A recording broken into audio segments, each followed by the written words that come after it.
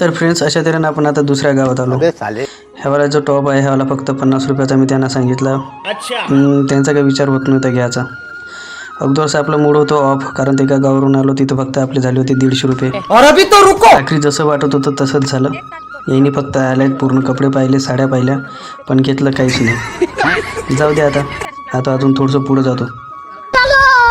Friends, सकाळचे आता 10 वाजत आहे. जशी इथं गाडी थांबवली तसेच कस्टमर आले आणि यांनी 100वाल्या साड्या पाहायला लागले. तर थोडंसं मस्त बरं वाटायला लागलं, कारण तर जसे कस्टमर येते ना तसं खूपच चांगलं वाटते, मनाला कसं शांती वाटते. पण आता यांनी साड्या पाहत होते, पण घेते का नाही तेच एक मनात म्हणजे कुजबूज चालूच होती. मनाला जसं वाटत होतं आखरी तसंच झालं, कारण तो कोणीच काही घेत नव्हतं, फक्त पाहत होते. माहीत नाही सकाळी कोणाचं टोन फोन निघलो होतं. पण फ्रेंड्स, एक थोड्याच वेळाने एक मस्त चांगलावाला एक कस्टमर आला. तिला पेटीकोट पाहिजे होते. ती पेटीकोट पाहता आणि म्हणत होती का गाऊन पण दाखव. तर मी तिला गाऊन पण दाखवायला सुरुवात केली. हाय हाय, इतना सुकून.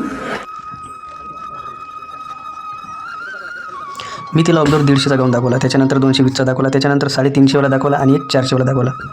पण ते कस्टमर इतकं म्हणजे कापड पाहत होती आणि तिला कापडाची मला वाटतं खूपच माहिती होती. त्याच्यानंतर तिनं 400वाला सिलेक्ट केला. हा जो तुम्ही गाऊन पाहताय हा 400 रुपयाचा आहे, पण मी तिला डिस्काउंटमध्ये हा फक्त 300 रुपये लावला. तिने घेतले गाऊन 2 आणि 2 पेटीकोट घेतले.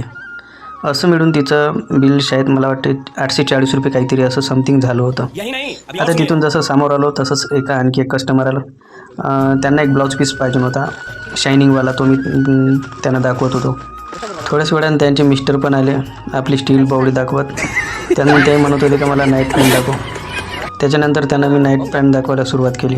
अगोदर मी त्यांना नाईट पॅन्ट 100वाला दाखवला, 150वाला दाखवला आणि त्याच्यानंतर त्यांना मी म्हणलं का आपल्याकडं असा एक नाईट पॅन्ट आहे, 3Vचा नाईट पॅन्ट होता आणि तो होता 300चा. आणि नंतर मी त्यांना तो नाईट पॅन्ट 220 रुपयामध्ये देऊन दिला. चला तर मग आता आपण भेटू दुसऱ्या एका गावामध्ये.